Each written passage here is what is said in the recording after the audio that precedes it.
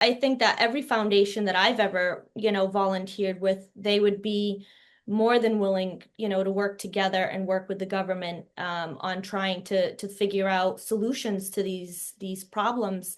I think that the foundations lack, support from the government, whether it's, financial support or, you know, um, I guess just support in general. I think if everyone could work together, if the government could listen to all the foundations and come up with, a huge, cohesive plan, I think that it would be great. I know that the past prime ministers, Prime Minister Crows, I know she had said, in some reports that I was reading that, eliminating the dogs alone is not the solution. you know, Opening up a kill cage is not the solution.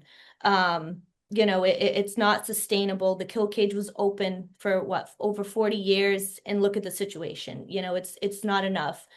Prime Minister Aaron, same thing. He was much more, from what I understand, much more proactive in wanting to be less reactive. So, I think that programs like the spay and neuter campaigns could use a lot more support.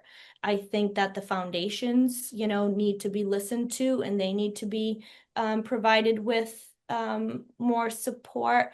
I think that I think especially with, the spay and neuter campaigns, we're not just spaying and neutering people's animals. There's a lot of education that's given. There's a lot of resources that are given. Tie outs for people, teaching them that, this is what happens if they're not sterilized. If you have to feed your dog twice a day, if you don't, this is what they'll do.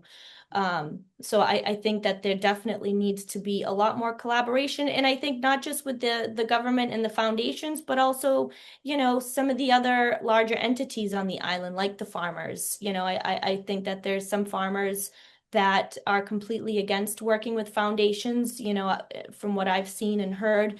I think that some fraud kind of stuff gets tossed around there, but I don't think there's good knowledge and insight into what exactly it is that we do.